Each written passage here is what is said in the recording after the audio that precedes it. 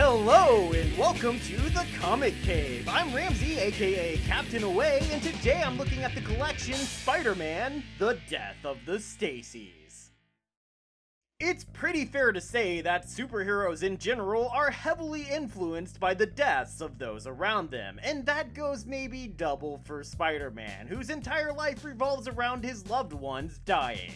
His parents died when he was a child, which brought him to live with his Aunt May and Uncle Ben, who raised him like their own. Until the fateful day that Uncle Ben was murdered by a gunman Spider-Man could have stopped earlier in the day but didn't. This is, of course, the famous origin story for Spider-Man, teaching him that endlessly quoted lesson about power and responsibility. But Spidey's familiarity with death hardly ends there. Major side characters would also end up dead, like Ned Leeds or Jean DeWolf, and even Aunt May would get a couple deaths in the series, though hers were always explained away by one means or another. Even Peter himself died at least once, and in the afterlife met up with death and Thanos, not to mention the various deaths of his clones. Even Spider-Man's enemies wouldn't be immune, with the comic series eventually seeing the pretty famous deaths of characters like Green Goblin, the Jackal, Kraven the Hunter, and the Chameleon. But through all that, there are still perhaps two particular deaths that are the most influential and memorable of Spider-Man's now nearly 60-year history, and those were the deaths of his second substitute father, Captain George Stacy, and the good captain's daughter and love of Peter's life,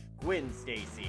Gwen in particular has had a profound impact on the Marvel Universe, especially for a character that existed and was alive in the comic for such a brief period of time, at least by as of this point, having been alive for only 8 years or 90 issues of the comic. Her story has continued to be told over and over again. She's had a mass of clones and most recently had her greatest reinterpretation thanks to Spider-Gwen, though I really wish that comic had been better. So let's take a look back to see if these characters' deaths are truly ones to remember and take this away.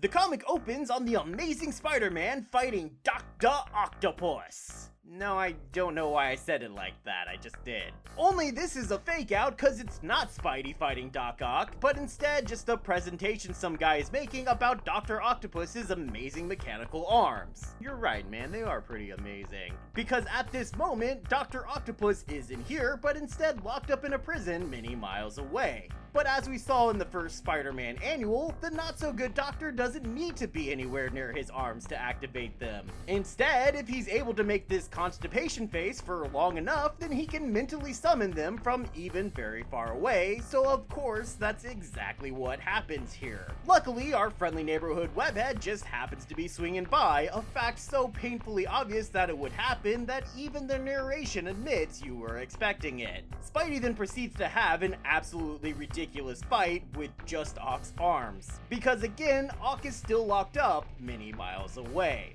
And now, I get that he has some weird telepathic control over his arms, but how the hell does he sense the stuff that's around them? How can he essentially see what he's attacking and where he's going? Spidey does point out that the arms are sluggish in comparison to normal, but it's used more like they're talking about a radio signal delay and not an inability to see where they're going.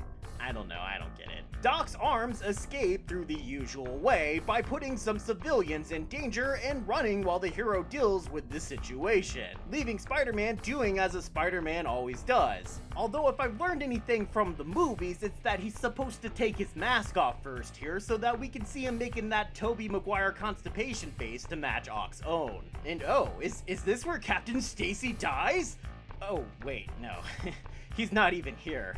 Sorry guys. I think, the collection being named for their deaths has made me extra nervous at all these civilian threat moments. Spidey shouts at the crowd to run away cause he can't hold the building forever, but they're all like, no, we refuse to live in fear. You know less people die from falling rocks each year than vaccines, and then the rocks fall and exactly 1% of them die, justifying their argument. Okay, none of that happened. Sorry guys. It's been a long year. When Ock breaks free from jail, he hijacks a plane to escape, and it just so happens to be the plane of a visiting foreign leader, General Sue, of an unspecified Asian country. But given the time period of the comic and the appearance of protesters against his being in the US, I'll give you 2 guesses as to the metaphor being made here. I'll hold everyone on the plane hostage for $10 million! Though not sure what his plans for actually getting away with that money are supposed to be.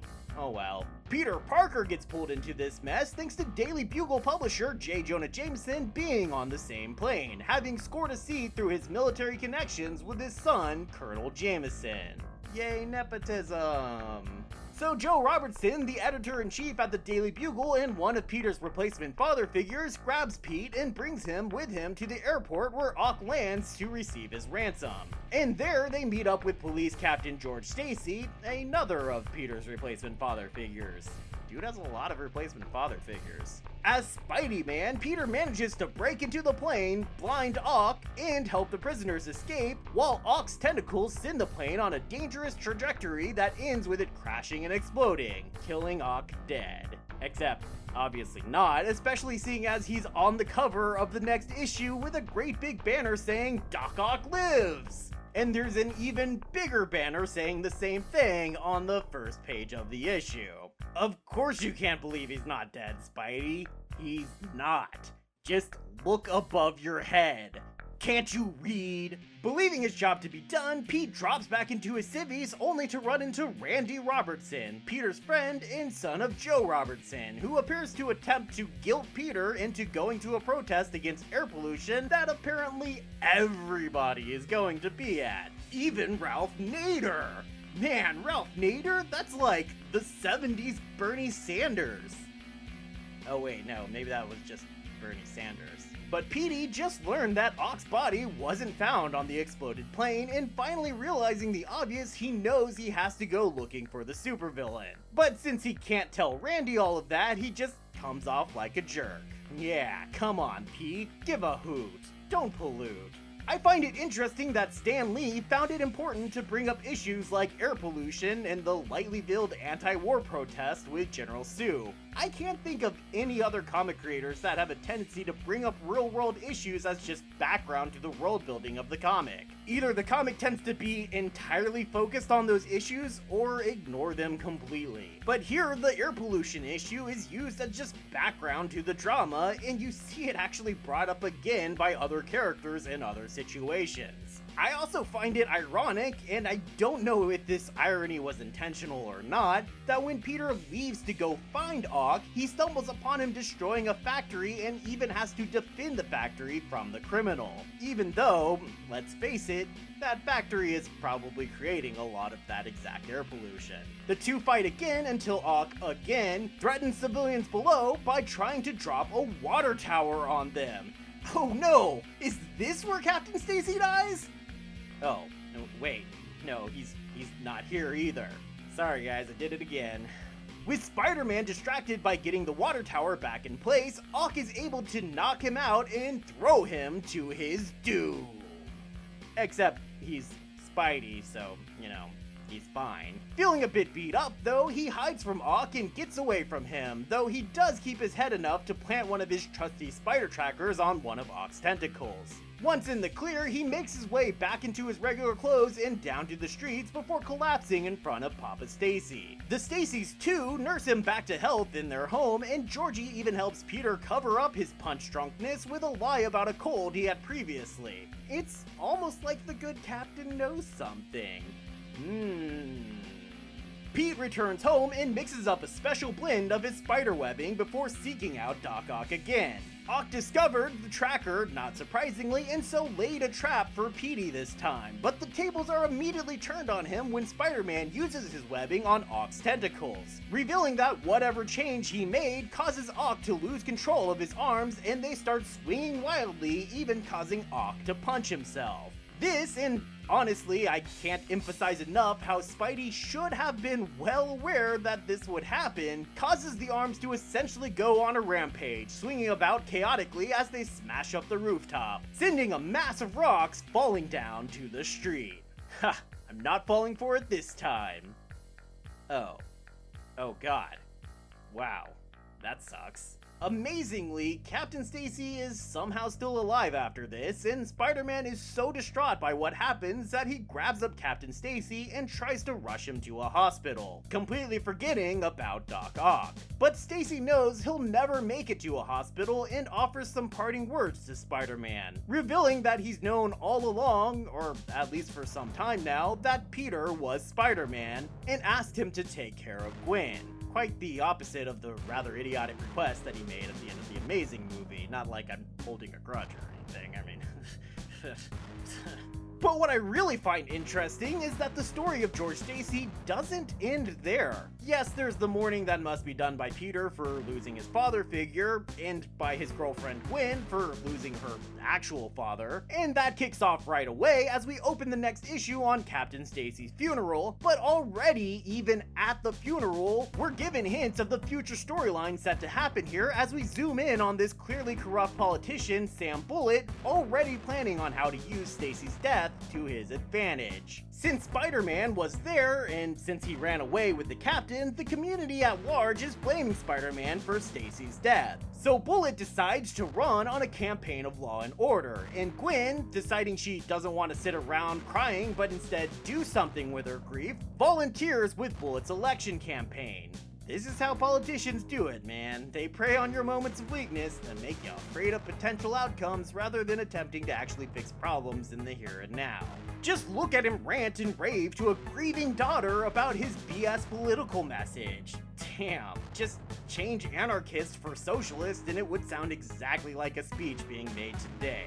Luckily, not everyone is fooled by his big talk. When he calls J. Jonah Jameson to get the bugle in on his anti-Spider-Man campaign, Joe Robertson is not happy about it, and man, do I love this exchange. "You can't mean Bullet," says Robbie. "That fledgling fascist is still living in the 1930s. Maybe they were better days than now. At least we had law and order then," says Jonah. "Yeah, and lynch mobs, and bread lines, and Uncle Toms. Come off it, Robbie. What's wrong with a man standing for law and order anyway?" "Maybe," says Robbie. "It just depends on whose law and what kind of order you're talking about." Damn, that hits home. What year is this again? 1970 or 2020? Damn. Where was I? Luckily, in comic book worlds, villains aren't too good at hiding their villainy, and Bullet ends up being pretty easy to tear down. Between him attempting to mug Peter to get info on Spider-Man, and Robbie digging up Bullet's connections with hate groups, Jameson quickly ends up withdrawing his support of Bullet. But even Stan Lee didn't think this was enough to bring down the politician, and so in retaliation, Bullet kidnaps Robbie to prevent any of that news from ever seeing the light of day. But thankfully Spider-Man, and Iceman, who happens to be guest starring in the issue for no real reason, after Spidey's secret identity was nearly revealed and he was, forced to pretend to kidnap Gwen to try and cover up his intentions, and Iceman showed up to stop him. It was a whole thing. Together put a stop to Bullet and his men and rescue Robertson from certain doom. We then skip forward 30 issues to after Stan Lee has left the title and Gary Conway has begun writing, though Gil Kane is still artist, which gives this collection a very tidy artistic consistency that I actually really appreciate. At this time, it had been discovered that Peter's best pal, Harry Osborn, has been abusing drugs, and though he's no longer on any of them, he's still having horrible withdrawal symptoms. I say abusing drugs, but what I mean is he's actually been dropping acid. Yeah, I'm amazed that got past the Comics Code Authority, who normally heavily restricted any mention of drug use or abuse. But while the Parker gang, Peter, Gwen, and MJ, are upset about what has happened to their friend, no one is more upset than Harry's dad, Norman Osborn. Osborn was, of course, the first of the Green Goblins, though after a fight with Peter, he lost his memory and returned to how he was before becoming the Jolly Green Goblin, conveniently also forgetting Peter's secret identity as Spider-Man. But between the stress of what is occurring with his son and the fact that his business is apparently going under, Osborn snaps and his memory comes back to him. So he puts the goblin costume back on and goes to hunt down Peter, but instead finds Gwen Stacy. Realizing the goblin has Gwen, Spidey hunts him down, eventually finding him on top of one of the arches of what he calls the George Washington Bridge. Though, as I understand, the George Washington Bridge doesn't look anything like that. Though I really just don't care. I mean, New York things. Not feeling well, Spidey attempts to knock out Goblin in a single blow so he can get to Gwen and get her out of there. But Goblin recovers faster than he expected and knocks Gwen from his hands and off the top of the bridge. Spidey shoots out a web line to save her, and though he succeeds at catching her, the force of the fall and the sudden stop causes her neck to snap, and she's dead before Spidey even starts hauling her back up. The real tragic part is seeing the way Pete is so certain of his success and how he's bragging to Gwen about having saved her, only to discover that in actuality, he had failed. It's a devastating moment because in addition to everything else, before this, superheroes weren't seen as people who failed. Or if they did fail, it was never so dramatically that a major character died. I guess this essentially paved the way for killing off major love interests when new creative teams lost interest in them, and yeah, you better believe that starts happening kind of a lot. Goblin blames Gwen's death on the shock of the fall, but as far as we can tell, that little snap does mean it was actually Spidey's fault. Although Spider-Man blames it on Goblin for unnecessarily involving Gwen in their little feud in the first place. Enraged, Peter launches a flurry of attacks on the Goblin, who seems surprised by the reaction. So at the first chance he gets, Osborn nopes on out of there and is gone. Still fueled by grief and anger, Spider-Man won't let anyone touch Gwen, and grabs up her dead body, jealously guarding it even from the police. After a while of holding her and remembering their times together, Peter eventually lets the police take her and confesses to killing her. But he doesn't turn himself in, instead insisting that he has to track down the Green Goblin and take his revenge. To find him, Spider-Man goes to Robbie Robertson, who's able to use his contacts in, the newspaper industry to run down an abandoned warehouse owned by Osborn. So Peter heads straight there. Goblin is there waiting for him, planning a trap, but Spider-Man already expected this and works his way around it, though we're not really shown how. So once again, the two men fight until Spider-Man emerges triumphant, but he stops himself just short of killing the man, realizing he can't let himself become the monster that Osborn is. But as you probably already know, Osborn tries to remotely fly his glider into Spider-Man's back, trying to kill him. But sensing the danger with his patented spider sense, Spider-Man leaps out of the way, and instead Osborn is impaled himself on the glider, and he dies. Of course, in about 25 years, we'll get a story explaining that the serum that turned him into the Green Goblin would soon revive him and he would disappear to Europe, where he would spend all of his time, money, and effort in making Spider-Man's life miserable, but at the time he was canonically considered to be dead. Spider-Man returns home, surprised at how unfulfilled Osborn's death has left him feeling. Mary Jane happens to be there and she attempts to comfort him, but Peter simply yells at her and tells her to get out, which she starts to do, but she sees him grieving and instead closes the door again so she can stay. Which brings this story to a close and brings us to the breakdown.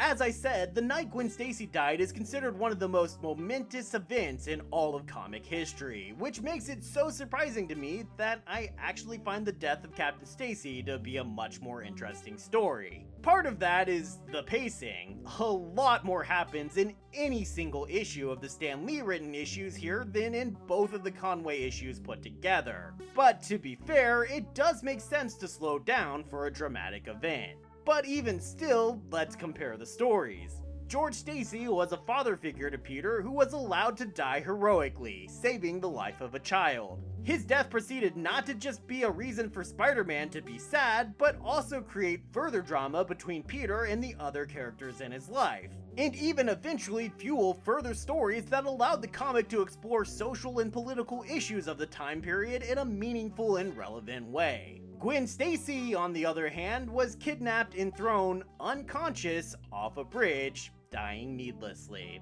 According to Conway himself, she was killed only because he didn't want to write about her anymore, because he thought Gwen was boring and preferred for Peter to end up with Mary Jane instead of Gwen. He argues that it was the right thing to do, but while I am a fan of the Peter-MJ relationship, I'm going to have to disagree with him. I think it was the lazy thing to do.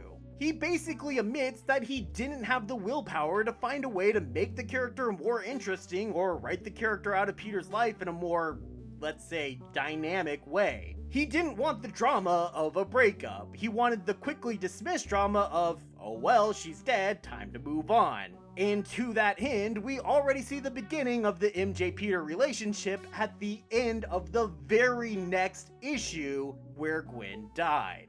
That's messed up, and I can't help but feel that if she wasn't a woman, he would have worked to find some other solution. And I'm saying that fully aware that he kills Norman Osborn in the very next issue. But Conway undoubtedly knew that the death of a popular main character could only be met with an equal response. In other words, a villain had to die.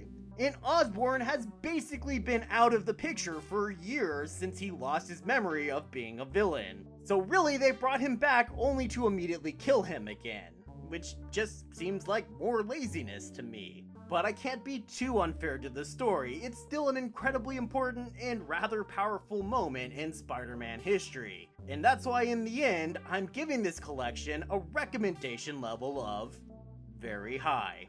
I think the Stan Lee written issues here are some of my absolute favorites that Stan ever wrote, and seeing just how monumental this series is to comic book history in general, and Spider-Man's history specifically, I think it's a must-read for anyone interested in comics. The collected edition gets one spider symbol. Just in case you missed how much I like Spider-Man, that's a good thing. I greatly appreciate that this collection doesn't just start on the issue of Captain Stacy's death and then cuts off immediately when he dies and jumps straight to Gwen, but instead actually gives us the context around his death that was, as I've said, the entire point of him dying. Beyond that, it also has several pages of bonus covers from reprint versions and an introduction from writer Gary Conway, a second introduction from John Romita Sr. that comes at the end of the book for some reason, and even a little bit of the original Captain Stacy concept art, which is pretty awesome.